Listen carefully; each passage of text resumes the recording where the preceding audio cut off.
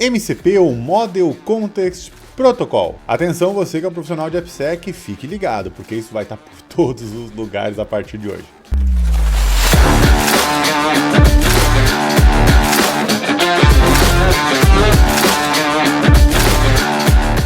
E aí, chames, beleza? Eu sou o Benhur e este é o Guia de AppSec, onde nós compartilhamos conhecimento sobre segurança no desenvolvimento de software. E o tema de hoje não podia ser diferente, né? Depois de um longo hiato aí sem vídeos no canal, peço desculpas por causa disso, estava focado em outros projetos, nós retomamos justamente com um tema que não podíamos deixar de falar nesse momento, que são os MCPs, ou Model Context Protocol, que acabou se espalhando por todos os lugares. Existem o MCP para browser, MCP para WhatsApp, MCP para Figma, MCP para Bloodhound, MCP para tudo. Mas quando a gente fala de tem MCP para tudo, ou vou criar um MCP, ou tal empresa criou um MCP, o que é isso? Que tecnologias estão envolvidas nisso? Você que é um profissional de AppSec, como é que você cria um MCP para poder ajudar na segurança da sua empresa? Como é que funciona o código disso? Quais são os possíveis riscos? Bem, a ideia é que no nosso vídeo de hoje a gente possa, nesse primeiro vídeo, porque senão ficaria muito grande, a gente possa quebrar um pouco desse gelo com o MCP. E hoje a gente vai ver o que é o MCP, vamos conhecer um pouco do protocolo, vamos entender como que é um código base de MCP, como que funciona a comunicação entre host, client e server, a gente vai entender esses contextos.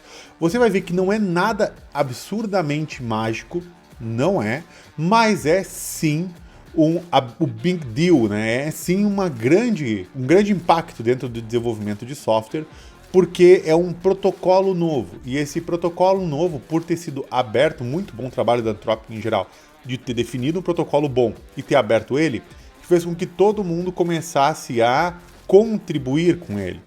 E com isso se espalhou. Tudo que é open funciona bem e as pessoas usam o mesmo protocolo, todo mundo acaba sendo compatível com as tecnologias. Então, se você desenvolvesse o MCP que só funcionasse para o cloud desktop, você dificilmente ia desenvolver muito, porque teria várias outras tools ou mesmo IDEs que teriam seu próprio modelo de desenvolvimento de agentes, né? Então, a gente acaba tendo um grande ganho na comunidade com o modelo aberto, só que, obviamente, isso acabou sendo um padrão, e se é um padrão, vai estar por todos os lugares.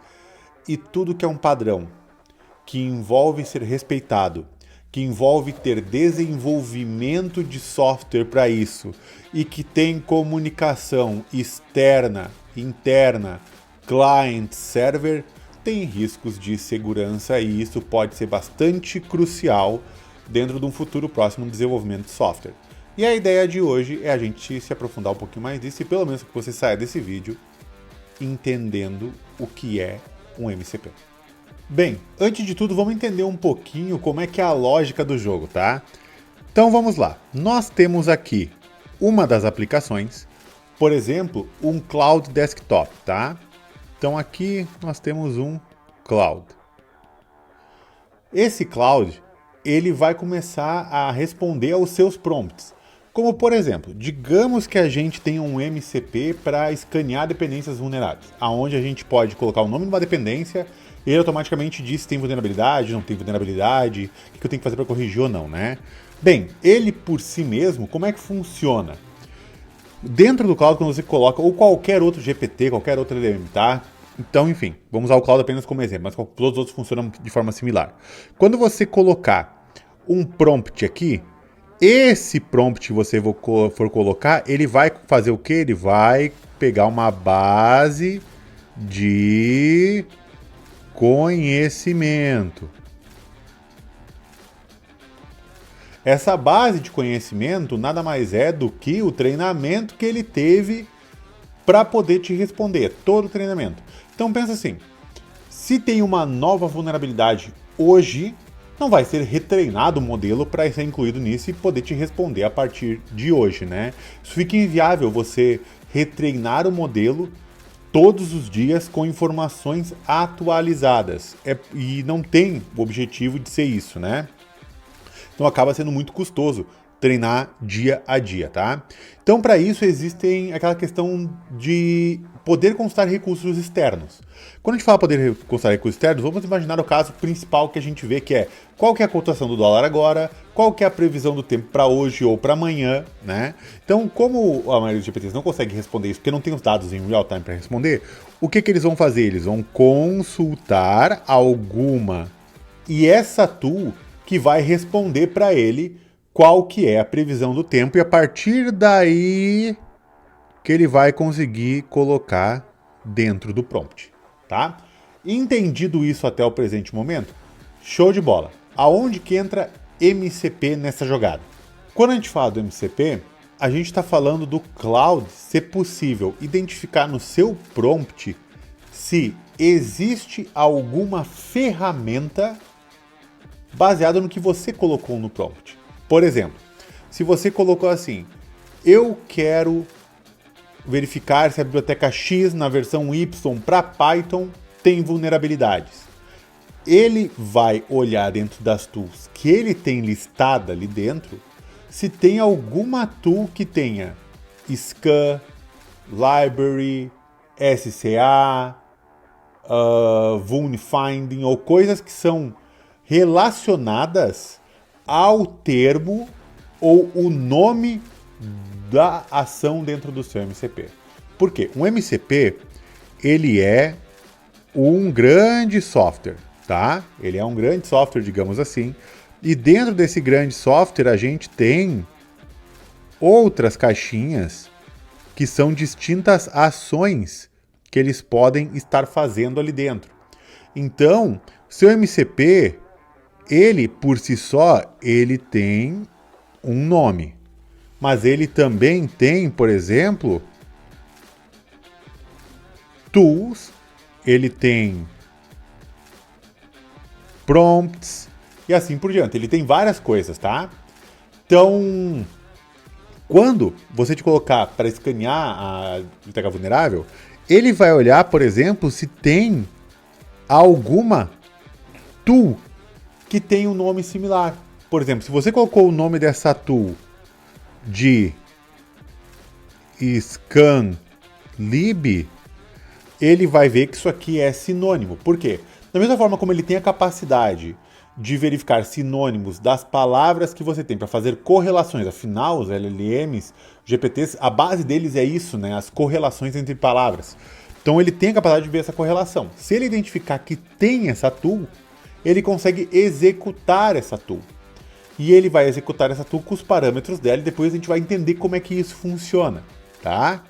Então assim, essa é a base para que o Claude consiga executar uma tool. Os MCPs, ele até usam a analogia do SBC, né? Então tem o principal, a ação principal que você tem aqui dentro do seu MCP e ele é capaz de complementar a própria conversa chamando tools e pegando respostas. Então é como se ele, por exemplo, você coloca um prompt, ele vai responder, ele vê que tem alguma tool relacionada ao que você perguntou, ele executa a chamada até a tool, ele vai executar essa chamada até a tool, e depois que ele executar essa chamada até a tool, essa tool vai responder com um texto, uma imagem ou algo assim, por exemplo, e ele vai usar isso como parte de sua resposta, como contexto para a sua resposta também, tá? Então, essa é a base do que a gente conhece por MCP no seu modo de uso, na sua visão externa, alguém olhando externamente, é assim que funciona. Vamos aprofundar um pouquinho mais agora. Tendo entendido essa parte, então você entendeu que o Claude vai fazer uma requisição para fora, né? Ou que vai consultar um recurso de fora, ou que vai, e aí é onde é importante, executar uma aplicação externa a ele, que vai receber comandos dele e que vai responder para que ele possa utilizar isso aí. Essa última parte é a mais importante, tá? Então o Claude, o que ele vai fazer? Ele vai executar uma aplicação, importante, ele vai executar uma aplicação, e essa aplicação é o MCP Server.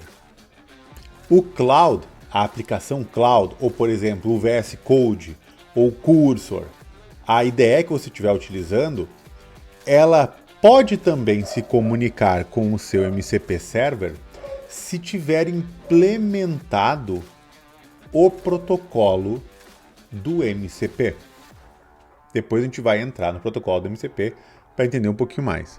Para casos como esse, nós não temos mais só o Cloud, nós podemos ter toda e qualquer aplicação que tenha uma característica chamada host. O host é a aplicação que está de frente para o usuário. Se a gente fosse fazer uma analogia, essa analogia seria algo como o host seria um React e o MCP Server seria uma API. Agora, do React você não vai direto para a API, né? Você vai se comunicar com ela. Por exemplo, você vai fazer uma chamada HTTP para sua API, não vai? Bem, aqui existe algo bem similar também nessa comunicação entre o host e o server. Esse carinha é feito por um client. Este client, este client é como se fosse, por exemplo, o Axios lá do JavaScript, ou por exemplo, o requests do Python. Porque sempre que você quer fazer uma chamada HTTP para uma API na sua aplicação, você não vai redesenvolver a integração com o protocolo HTTP. Não faz sentido nenhum isso, né? Então, você utiliza um client, ou um REST client, HTTP client, um TCP client, um FTP client já existente. Algo que já empacota o protocolo, algo que já faz você apenas, olha, me passa os dados que eu mesmo me encarrego de montar o protocolo de comunicação e enviar o dado para o outro lugar no formato correto. E assim ele vai para a API. Isso também funciona aqui. Esse padrão que a gente usa dentro, lá no MCP mesmo, Model Context Protocol, é uma chamada HTTP, mas que utiliza uma coisa chamada JSON RPC, que a gente vai dar uma olhadinha depois também, tá? Ele é uma chamada HTTP e ele por baixo, assim, o padrão de dados que vai nessa chamada HTTP, porque o legal da HTTP é que ele também possui subprotocolos, né? Então, digamos assim, tu pode usar tudo que é HTTP, post, os headers, o body, né, o método, tudo que tem no HTTP, mas você pode ter um padrão para o body, por exemplo. E aí é onde é que entra o JSON RPC, que é como que você envia o body, tá? E a gente vai aprofundar um pouquinho mais nele. Então nós temos três grandes componentes aqui. Nós temos o host, que é responsável por buscar o input do usuário, né, e mostrar o output para o usuário. Nós temos o client, que é aquele que vai receber o input do host e depois vai formatar corretamente para que seja capaz de lidar com as chamadas de protocolo e enviar ele para o server. E a partir disso que nós temos toda essa comunicação. Como essa comunicação acontece em HTTP com JSON RPC, isso significa que um MCP Server pode ser desenvolvido em qualquer linguagem ou tecnologia que tenha compatibilidade com HTTP e que implemente o quê? Que implemente o Model Context Protocol. Então, assim, se o server implementa isso, tem um framework para isso, automaticamente isso aqui vai funcionar. Fazendo uma outra analogia, por exemplo, hoje quando você cria uma API em Python, essa API em Python você não se preocupa em implementar o protocolo HTTP para receber as chamadas HTTP, né? Porém, se você simplesmente inicia uma aplicação em Python, ela não é capaz de fazer isso. E aí você vai lá, por exemplo, e instala o Express no Node, né? O Express no Node ou o Flask no Python, por exemplo. Esses caras são os caras que implementam o protocolo, né? Para eles servem como servidor, eles fazem a mão de gerenciar todas as chamadas. Então, existem libs similares no MCP para fazerem a mesma coisa, para lidarem com a comunicação do MCP, né, o padrão desenvolvido, para cá. E o segredo que teve da adoção em grande escala, o que, que foi? Foi que a Anthropic fez esse protocolo aberto.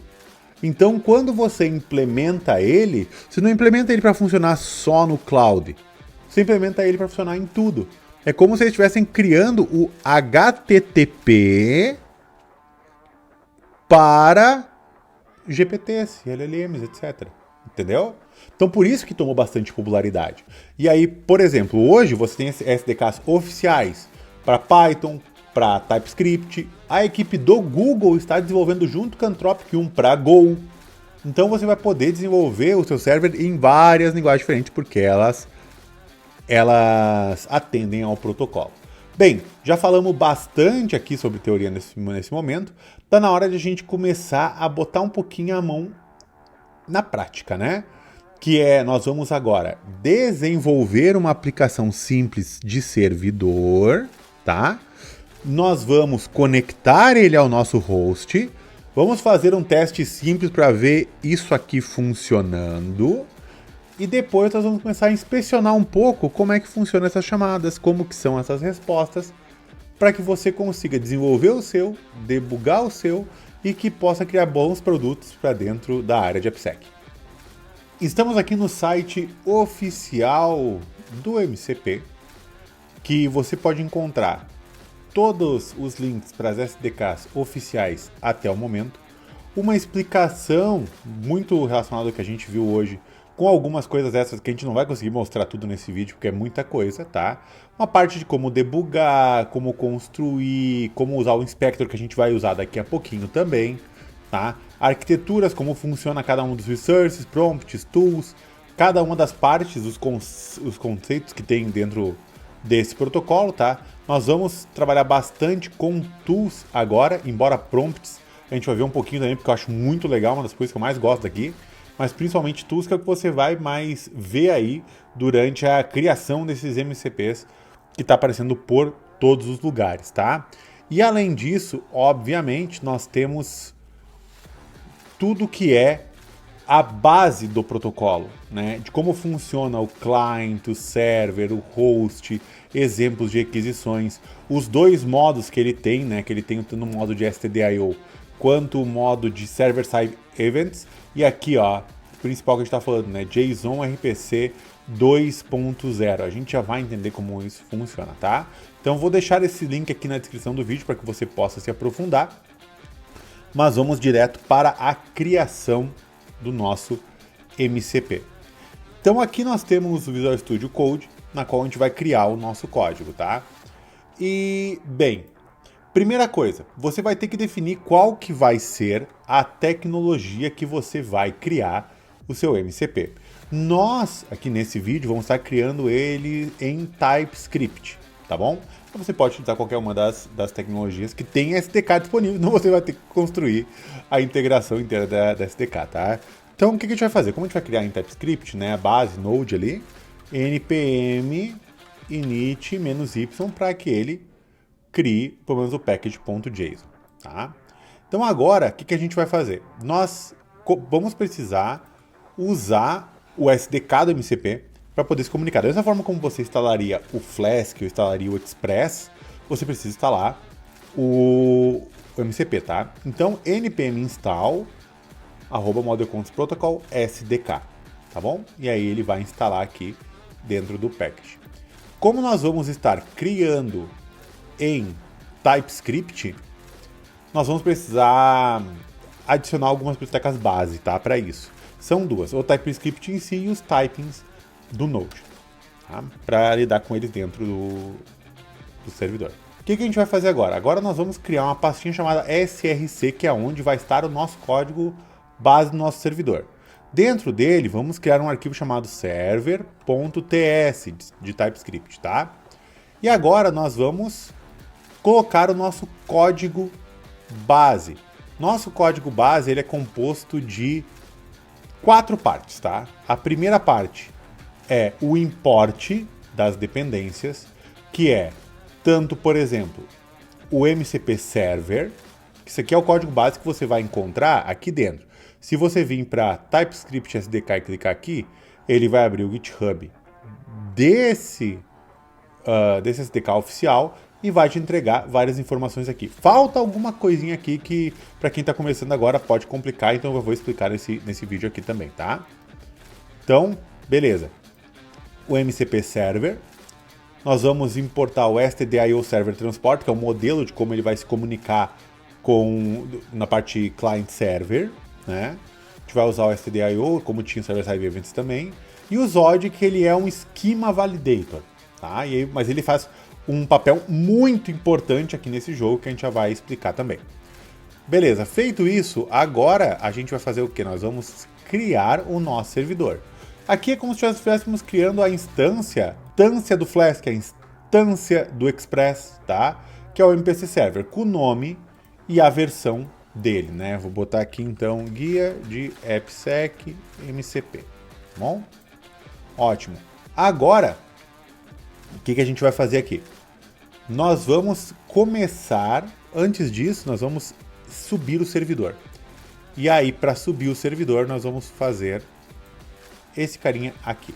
Então, nós vamos colocar uma função run async, que vai inicializar o tipo de transporte, que é o stdio, e pegar o nosso server e conectar nesse tipo de transporte, tá bom? Depois a gente vai rodar e se der algum erro, a gente dá um erro e um exit, beleza?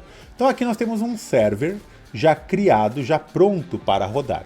O que falta pra gente? Adicionar capabilities nele, né? Por exemplo, os tools que o nosso MCP poderia chamar para isso. Então o que a gente vai fazer com isso aqui? Nós vamos adicionar uma tool bem básica do próprio tutorial mesmo, para que fique tudo tranquilo, que é essa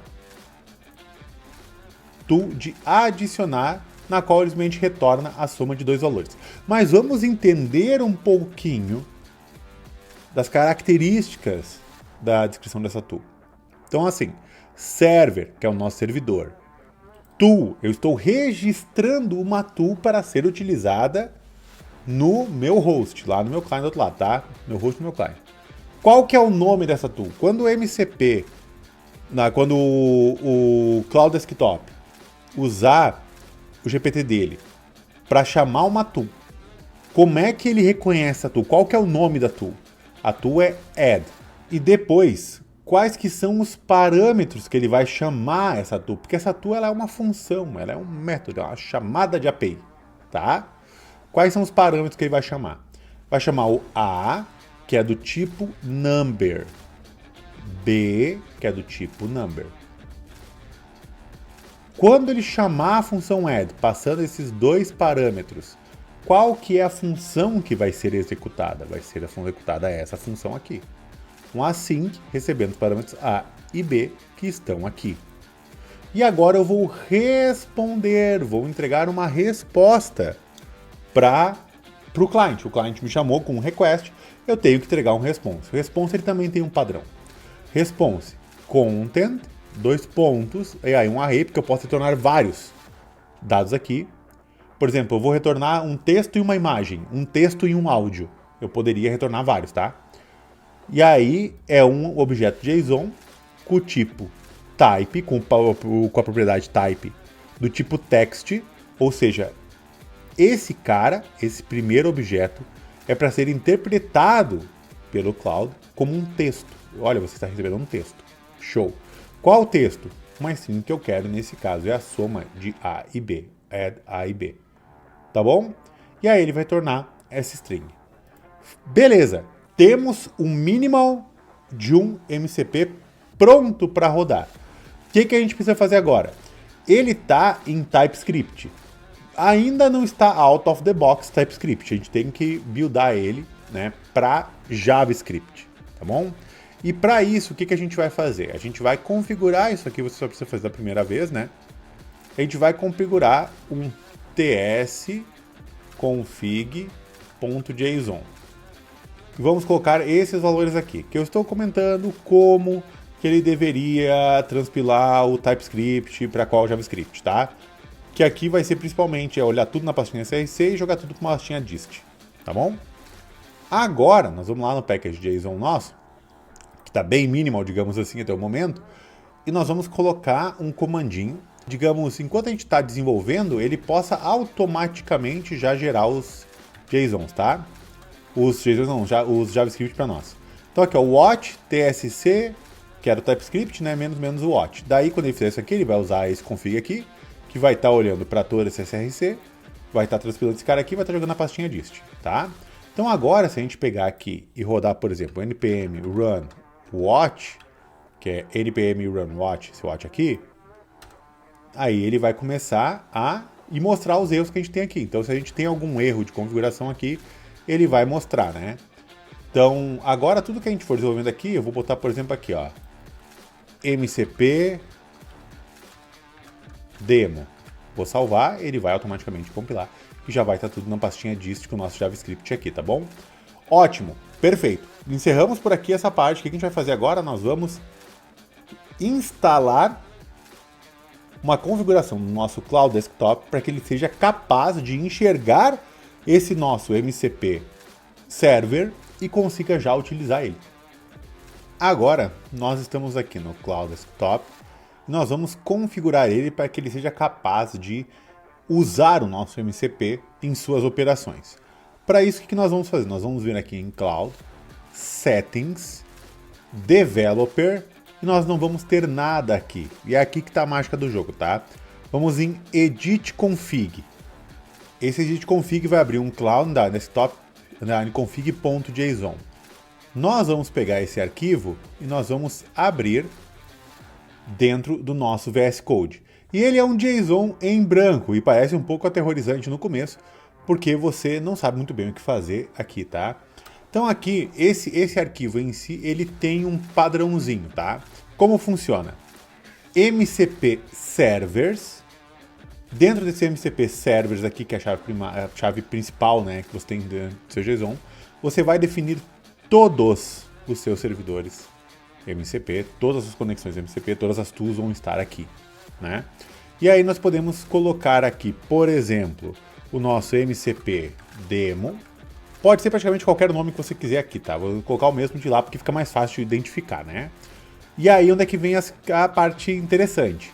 Depois vem o command, porque como a gente escolheu ali, por exemplo, o SDIO como transporte principal, o que ele vai fazer? Ele precisa executar esse servidor. Ele precisa executá-lo, sim, como um arquivo, rodar um arquivo. Você que é um profissional de AppSec já deve estar começando a se tremer um pouco, né? E sim, com toda certeza, tá? Então, pode apostar, vai ter muito tipo de ataque em cima disso. Na verdade, já deve ter, né? Mas vai ter muito mais, tá? Então, assim, comando. Que comando? A gente está criando uma aplicação em Node.js, né? Então, o que a gente vai ter aqui? Nós vamos ter o Node, command Node, que é o que vai executar. Se fosse um Python, executaria com Python ou com UV. Se fosse em Go, executaria em Go. Né? Ainda não tem SDK, mas seria assim. Seria o comando, né? Se for um shell script, vai ser um SH, um bash, entendeu? E aí aqui o caminho até o seu server. Qual caminho é esse? Nós temos aqui a nossa pastinha dist, né? Nós estamos na nossa pasta aqui, fazer um pwd para pegar o caminho completo. É importante pegar esse caminho completo. Da mesma forma que talvez se o Node não funcionar, pode ser que você precise passar aqui o comando o caminho inteiro do Node, para que ele possa se encontrar, tá? É um erro bastante comum. E aí, vamos aqui. Nossa POC, depois tá dentro da pastinha dist server.js. Então, /dist /server.js. E aí ele vai cair direto nesse arquivo aqui, que é o que a gente quer.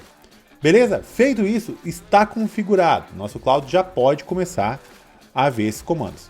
Aí aqui tem uma pequena falhazinha do Cloud, na minha opinião, né? Podia ter um botãozinho de reload. Como ainda não tem, A gente vai pegar, vamos fechar esse carinha. E agora a gente vai fazer, vai abrir de novo, vai aqui em Settings e a gente vai ver que no Developer ele já aparece e com o status Running, Command Node e qual os argumentos. Aqui você poderia passar vários argumentos, tá? Eu passei só o do caminho, que é Node o espaço caminho, mas eu poderia passar o menos tal, menos tal, quantos argumentos eu quisesse para rodar no meu software, tá? Aí é bem livre, tá bom? E aqui está com Running, isso significa que nós já temos ele disponível.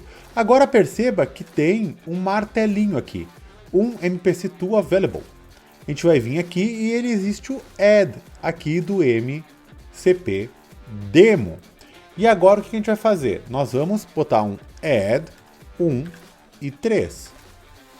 Agora ele vai usar o próprio LM dele para buscar isso, só que ele também vai ver as tools que ele tem interna. E olha, ele encontrou uma tool interna e perceba que aqui atrás ele está tentando chamar com o A1 e o B3, que foi o que a gente pediu, né? E agora, allow for this chat, ele vai executar o nosso node, vai voltar e deu um 4. Então tá aqui, ó, essa foi a chamada e a resposta foi um 4. Então perceba que está funcionando, está chamando o nosso MCP, está chamando com os parâmetros corretos, o método correto e respondendo de forma correta. Bem, até aqui muito bom, incrível, porque só com essa base de entendimento você já pode imaginar todo o restante de coisas que você poderia fazer, né? E isso é realmente muito poderoso. Mas agora vamos aprofundar um pouquinho mais e vamos ver, ok, mas como que ele consegue fazer isso? Quais que são as informações que estão trafegando atrás dessa comunicação? Como que isso funciona? Hora de entender um pouquinho mais em detalhes como que funciona as chamadas HTTP, JSON RPC e tal. Retornando para o nosso código, nós vamos adicionar uma tool que veio nativa. Cara, até fiquei impressionado com isso sendo nativo assim, para ajudar no desenvolvimento. Por quê? Imagina se você começasse a mudar o seu código e ter que fechar o Cloud, abrir Cloud, testar no prompt, esperar o prompt chamar a sua função. Cara, ia ser um inferno a experiência de desenvolvimento, né? E óbvio, numa experiência de desenvolvimento mais robusta, o que você vai fazer? O conteúdo que está aqui dentro não fica aqui, né? Ele fica separado em um outro arquivo, em um outro módulo, onde você possa fazer testes unitários, teste de integração, da forma correta, como fazer debugar o código de uma forma melhor no próprio VS Code, utilizando o VS Code Debugger, e não simplesmente ter que depender de fazer uma chamada HTTP ou, de fato, chamar um host, usar as funções do host para querer debugar o seu código. Fica muito maçante, né? Muito demorado. Mas, para você testar por enquanto e não precisar refatorar o seu código nesse momento, né, existe uma possibilidade de você usar um cara chamado Inspector. O Inspector, ele foi desenvolvido, já nasceu ali, né, para ajudar você no desenvolvimento dos MCPs. Então o que a gente vai fazer? A gente vai instalar um Inspector, mas ele, quando você coloca aqui npx, Inspector, Node e o caminho do seu server, automaticamente vai pedir para instalar, tá? E olha que legal isso aqui. Vamos pegar npm run inspector. Aí ele vai dizer que não tem e vai precisar instalar, né? Aí no meu caso já está instalado. E aí ele instalou. E olha só, ele abriu esse carinha aqui nessa porta. HTTP, né? Localhost ali 6274. Vamos ver o que tem aqui dentro? Vamos abrir uma nova abinha aqui. E ele vai abrir o Inspector, que é um front para se conectar direto no seu servidor, tá? Então eu vou vir aqui, ó, connect, aqui está os argumentos, connect. E aí aqui ele já se conecta no teu server e tem tudo disponível para você. Então, por exemplo, list tools. Tá vendo essas chamadinhas aqui? Nós já vamos entrar nela para você entender, tá? List tools. E aí vai aparecer o add, que a gente tem lá nas nossas tools. Deixa eu vir aqui no add. Olha os parâmetros A e B aqui, ó. Vou botar 1 e 5. Run.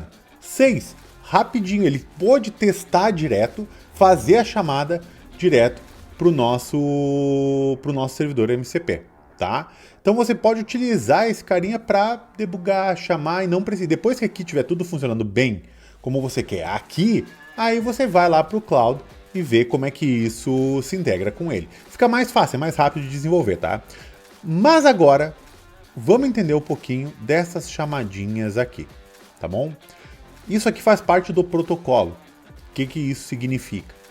Que as chamadas estão acontecendo durante toda a invocação de métodos, list. Por exemplo, como é que o Cloud sabe que tem o add? Porque ele foi lá no seu server e disse quais são os tools que você tem aí. E ele respondeu. Quais que são os parâmetros que essas tools têm? E ele respondeu. Entendeu? Então, isso tudo são chamadas e essas chamadas estão aqui. Então, dentro do protocolo, vamos lá. Como que funciona uma chamada JSON RPC? Se a gente vir aqui no JSON RPC, tem o JSON RPC e nós estamos usando o spec 1 ou 2. Não sei. Vamos ver? Vamos. Lembra aquele esquema do tools, list tools que apareceu o add? Tá vendo que apareceu aqui um tools /list? Isso aqui foi uma chamada que foi feita. Quer ver? Vamos fazer um reload aqui na tela. Vamos fazer um inspect, o bom e velho F12, né? E vamos olhar aqui no browser o que está acontecendo. Mais fácil. Vamos em Network. E agora nós vamos, Connect. E aí ele fez uma série de chamadas, tá? A gente já vai entrar. E aí depois a gente vai vir aqui e vamos ir no List Tools. Olha só, nós temos um pré-flight e um fetch. Vamos ver o que tem nesse fetch? Perceba que ele fez um post para localhost naquela porta que está rodando, né? Message e um session ID com um ID v4 aqui. Lembrando que esse session ID faz parte do protocolo. O protocolo pede para que tenha uma sessão vinculada, né? E /message é o padrão do protocolo. Você vai ver que todas as chamadas são assim, ó. Independente do método, tudo é para message com session ID. Todas, não tem mais nada. Ué, mas como é que ele sabe que é do tools e tal? É aí onde é que entra o JSON RPC. O JSON RPC, ele é um protocolo que você trabalha com o body, não trabalha com as configurações do HTTP. Então, se você snifar todas as chamadas, todas vão ser iguais. Com o localhost, o host, o path, os query strings vão ser igual, cara. Então, a única coisa que vai mudar é o body. E o body, dependendo do JSON RPC, como é que funciona, tá? Se a gente for ver o spec V2, que é o que usa, ele vai trabalhar com o body e o body envia no request isso aqui, ó, JSON RPC. Qual que é a versão do JSON RPC que você está utilizando? Utilizando a versão 2.0. Qual que é o método que você está querendo chamar no servidor?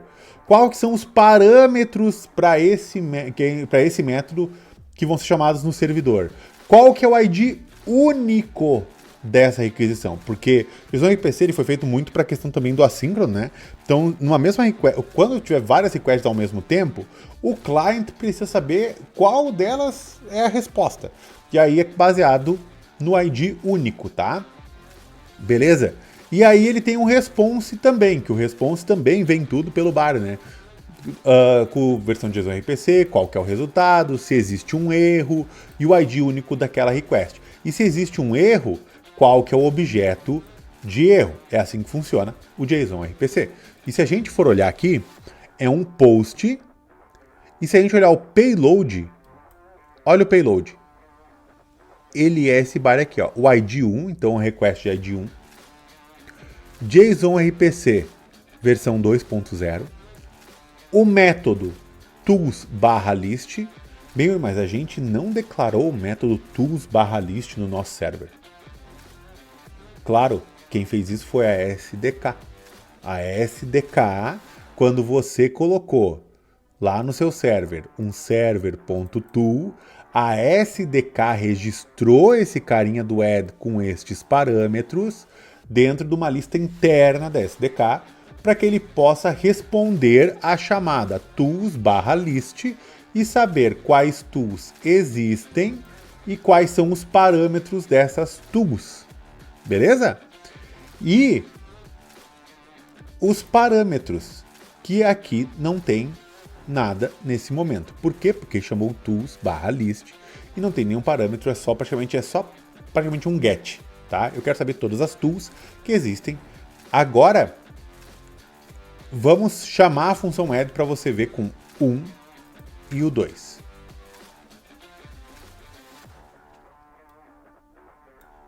Run.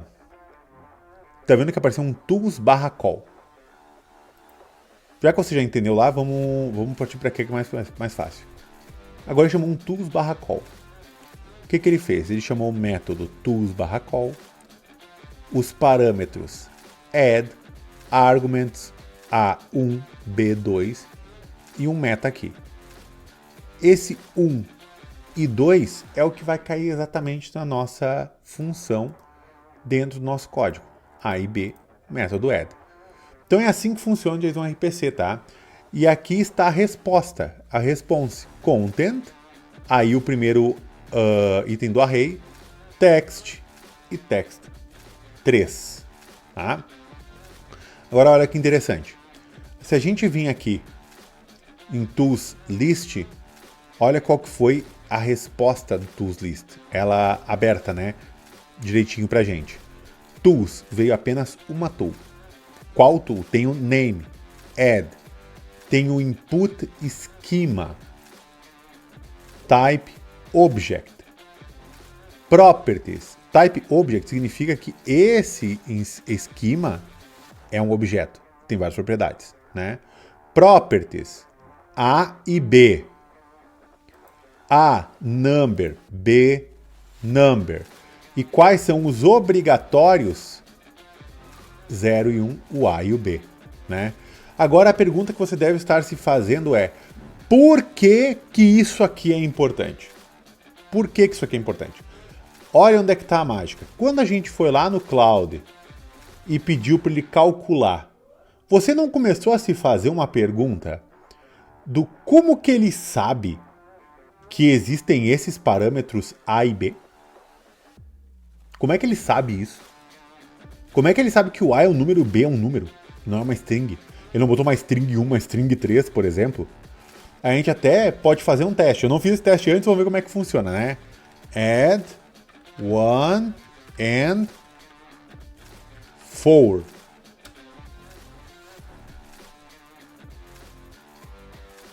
Como é que ele sabe?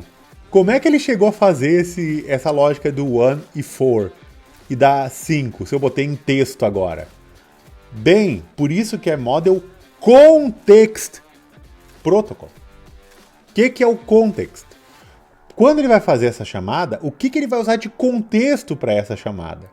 Ele vai usar a informação que veio aqui. Então ele sabe que tem uma tool chamada add. E você pode colocar uma description nessa tool que ajuda ainda mais no contexto, porque ele vai usar o que está aqui como contexto do prompt para te responder. Então ele sabe que tem uma tool chamada add, ele sabe que tem esse add, ele tem properties A e B que são do tipo number. Ele sabe, daí ele usa todo o potencial de GPT dele para, por exemplo, transformar 1 em 1, 4 em 4, entende? Ele utiliza isso. E aí, como ele usa isso como contexto, ele sabe como chamar a tool. Então, tudo que você colocar lá vai ser utilizado aqui. É a mesma coisa se a gente, por exemplo, fizesse uma outra tool aqui, por exemplo, server.tool, e colocasse um scanlib. E aí nesse scanlib, o que a gente vai fazer aqui? Primeiro, a gente vai pegar e vamos definir os parâmetros. Por exemplo, vamos colocar aqui a lib, que vai ser uma string, a versão, por exemplo, que vai ser uma string, e o ecosystem, que vai ser uma string. E aqui a gente vai retornar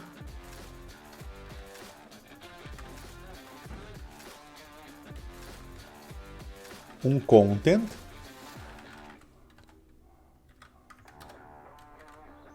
type text Scanned lib version tal em ecosystem. Por quê? Uma biblioteca ela pode existir em distintos ecossistemas. Ela pode existir em Node, existir em Python, então é para cada um deles. Agora, olha que interessante. Você sabe qual é, que é o ecossistema do Python? É pip. Do Node é NPM, né? Então, se você está pensando que aqui vai vir exatamente o que você quer, não é bem assim que funciona. Ele, o próprio GPT, o próprio host, vai definir como é que vai chamar, os valores que vai chamar aqui baseado no contexto que ele tem e capacidade de relacionar e correlacionar palavras. Então, se ele entender que é Python, talvez ele mande o ecossistema em Python e não em pip, tá? Então, beleza, a gente salvou aqui. Vamos lá, vamos ver se está tudo funcionando aqui direitinho, tá? Vamos conectar de novo. These tools. Tá, acho que a gente salvou aqui. Vamos ver se a gente salvou direitinho. Salvamos direitinho, salvamos, mas não buildamos, né? Então vamos lá. Deixa eu rodar, deixar o inspect aqui. Vamos abrir um outro carinha aqui. npm run watch. E agora sim, agora vai funcionar. Aqui de novo, connect, list tools. E aqui nós temos scanlib. E aí, por exemplo, lib Jinja 2, né, versão 2.4.1, né, ecosystem, Python. Vamos rodar. Ó, Scanned Jinja 2, versão em Python ecosystem. Ok, tá funcionando a chamada direitinho, né? O que a gente vai fazer? Nós vamos lá pro cloud, vamos fazer aquela pinóia de fechar aqui e vamos abrir de novo. E agora nós temos duas tools disponíveis, né? A Scanlib e a Add. Vamos olhar aqui, ó. Scanlib Jinja 2 version 2.4.1 em Python. Ou até melhor, vou só botar isso aqui. E o próprio MCP que vai ver assim, poxa, tem um outro parâmetro aqui. Qual que é o outro parâmetro? O parâmetro é o ecosystem. O cara não passou ecosystem, mas eu tenho que fornecer. Eu tenho que fornecer ecosystem. Qual que é o ecosystem do Jinja 2 na versão tal? É como se ele mesmo estivesse fazendo um prompt para ele mesmo, entendeu? Tipo, o cara me passou isso aqui, eu preciso de um parâmetro, eu não tenho um parâmetro, deixa eu usar a minha própria capacidade de deduzir as coisas, porque é isso que eles fazem, né? E deduzir qual que é o ecossistema. E aí ele deduz o ecossistema. É assim que funciona, entendeu? Então, vamos lá. Ó, Scanlib. Ó, ecossistema em Python, viu? Ele deduziu. Só que ecossistema é pip, não é Python. É aí que tá o detalhe, entendeu? Vamos lá. E aí ele vai chamar aquilo lá e vai retornar. Ó, e ele retornou, ó. Tá aqui, ó. Essa aqui foi o resultado, tá vendo? Agora tá vendo que ele botou um Python. Mas meu software não quer Python, meu software quer pip. E aí o que eu faço? Bem, é por isso que esse carinha aqui, ele é muito importante. Porque como ele serve de context, o GPT vai utilizar ele como base para responder, entendeu? Então aqui talvez não seja uma string.